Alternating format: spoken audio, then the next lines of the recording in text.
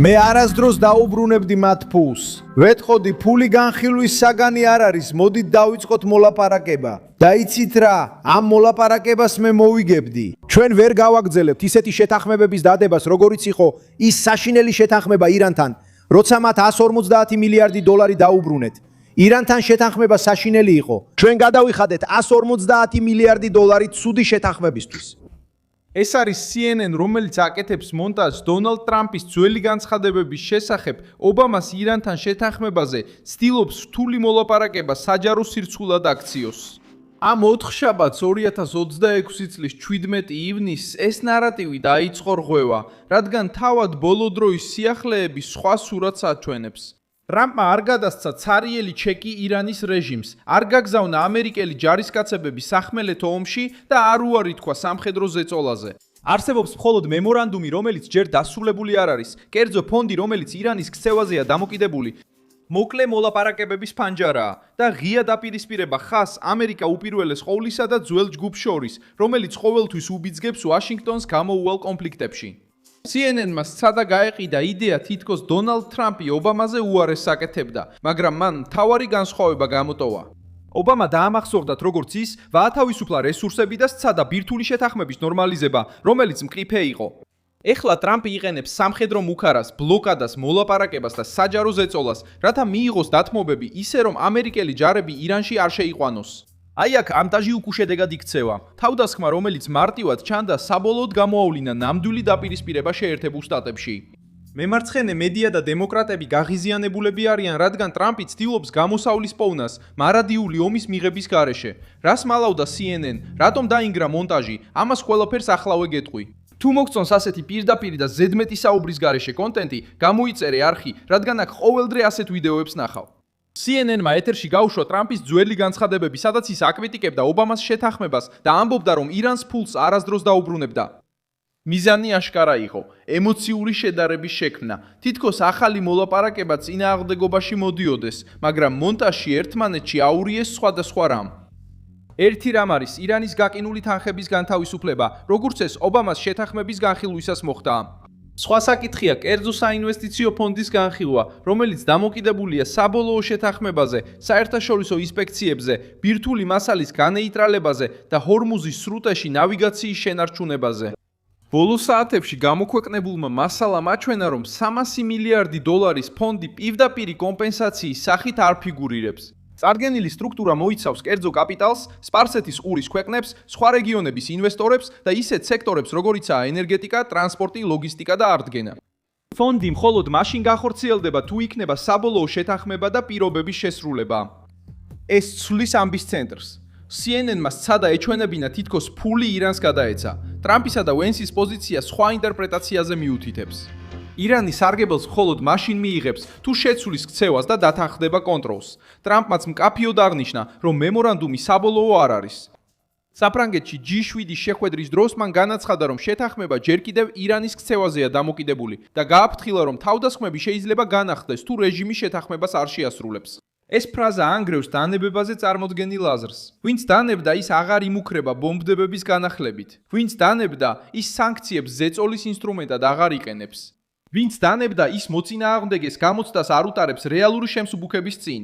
რასაც ტრამპი აკეთებს არის ის, რომ ირანს ორ ცუდ ვარიანტს უტოვებს თავად რეჟიმისთვის. ან დათანხმდეს მკაცრ კონტროლს, ან შეხვდეს ახალ სამხედრო ზეწოლას. მემარცხენეებმა ობამა მორალური ფარის როლში სცადეს გამოეყენებინათ.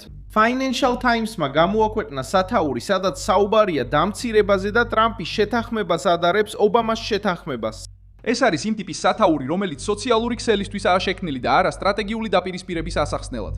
ობამა გამოიყენება როგორც მაგალითი, რადგან მედია სურს ტრამპი იმავე პოზიციაზე დააყენოს, სადაც ის ყოველთვის დემოკრატებს უტევდა. ვენსი კრიზისის ცენტრში შევიდა, რათა ტრამპის პოზიცია დაეცვა. მან განაცხადა, რომ ირანს 300 მილიარდი დოლარის ფონდზე ცდომა არ ექნებოდა სრული ტრანსფორმაციის გარეშე, რაც მოიცავს სამხედრო ბირთვული პროგრამის დაშლას და ახლო აღმოსავლეთში მოკავშირე ჯგუფებისთვის დახმარების შეწყვეტას. ვენსმა ასევე ხაზი გაუსვა, რომ ამერიკული ფული ამ ანგარიშზე არ შევა. ეს არის ის ნაწილი, რომელიც კრიტიკოსებს აწუხებთ. მათი ნარატივი დამოკიდებულია იმაზე, რომ ასე გამოიყურებოდეს, თითქოს ტრამპმა ამერიკის შეერთებული შტატების ხაზინა გახსნა. ვენსის ყველაზე ძლიერი პასუხი მაშინ მოვიდა, როცა მან ნეოკონსერვატორების კრიტიკას უპასუხა. ტრამპის ხაზის კრიტიკოსებმა განაცხადეს, რომ ამერიკის შეერთებული შტატების მდგომარეობა გაუარესდება, თუ ისინი ჯარებს ადგილზე არ განათავსებენ. ვენსმა უპასუხა, რომ ასეთი კრიტიკა ყველაფერს ამხელს. მისი აზრით ომის მომხრეებს რეალური შეშფოთება არ აქვთ ძვირფასიან ბენზინზე, ნავთობის ფასზე, სამხედრო დანაკარგებზე ან ჯარისკაცების გაგზავნაზე. 95 მილიონიან ქვეყანაში ბრძოლა მხოლოდ ირანზე არ არის. ბრძოლა იმაზეა, თუ ვინ წყვეტს ამერიკის საგარეო პოლიტიკას. ტრამპი და ვენსი ცდილობენ სხვა პოზიცია დაიკავონ. ძლიერი ზეწოლა კი ომი გეგმის გარეშე არა, სანქცია კი ამერიკელი ჯარისკაცის შეუძლებელ ოკუპაციაში არა. მოლაპარაკება კი ბრმანდობა ირანის მიმართ არასდროს. ახსენებულ მემორანდუმში, რომელიც ახალ ამბებში იხსენიება, საუბარია დროებით გახსნაზე 60 დღიანი პერიოდის განმავლობაში, სანამ მოლაპარაკებები გაგრძელდება. დიდმა შვიდეულმაც ასევე დააყენა ზეწოლა უფრო ფართო მოლაპარაკებებზე, რომლებიც მოიცავს სარაკეტო პროგრამას, რეგიონულ საქმიანობას და საერთაშორისო მონიტორინგს. ეს ნაწილი აჩვენებს, რომ ტრამპი მარტო არ არის იზოლირებულ ავანტიურაში. დიდმა ქვეყნებმა გაიგეს, რომ მხოლოდ ბირთვულ გამდიდრებაზე საუბარი ყველაფერს ვერ გადაწყვეტს. ირანის რეჟიმი იყენებს რაკეტებს, მოკავშირე ჯგუფებს, საზღვაო მუქარას და შიდა პროპაგანდას. ტრამპს შეუძლია კრიტიკა უპირატესობად აქციოს, რადგან ის უფრო ფართო ჩარჩოს ითხოვს. შეერთებულ შტატებს შეუძლია დაიცვას ისრაელი, შეაკავოს ირანი და ამავე დროს უარი თქვას სახმელეთო ომზე, რომელიც ამერიკელ ოჯახებს ძვირად დაუჯდებოდათ. ისტორიული შედარება მნიშვნელოვანია. ვაშინგტონმა ეს სცენარი უკვე ნახა ერაქსა და ავღანეთში, ვღანეთში. იწყება ძალის დემონსტრირებით, შემდეგ მოდის დაპირება მოკლე კამპანიის შესახებ და საბოლოოდ გადაიქცევა ღია დასასრულის მქონე მისიად. შემდეგ ეს ხდება მუდმივ ხარჯად, პოლიტიკურ გამოფიტვად და ოჯახები ელიან როდის დაბრუნდებიან ჯარისკაცების სახლში. დონალდ ტრამპმა თავისი ძალის ნაწილი იმით ააგო, რომ თქვა, ეს ციკლი უნდა დასრულდეს. ამიტომ ნეოკონსერვატორების კრიტიკა მის მხარდამჭერებს არ აშინებს. ის ადასტურებს იმ მიზეზს, რის გამოც ბევრმა ადამიანმა ხმა მისცა დონალდ ტრამპს. ამერიკული ძალის გამოყენება ისე, რომ ყოველი კრიზისი ოკუპაციად არ გადაიქცეს, ყოველი მტერი გრძელომად და ყოველი დიპლომატიური ზეწოლა საბაბად, რომ ახალგაზრდები სახლიდან შორს სასიკვდილოდ გაგზავნო. CNN-მა ყველაფერი საარჩევნო კამპანიის წინააღმდეგობად სადაც წარმოეჩინა.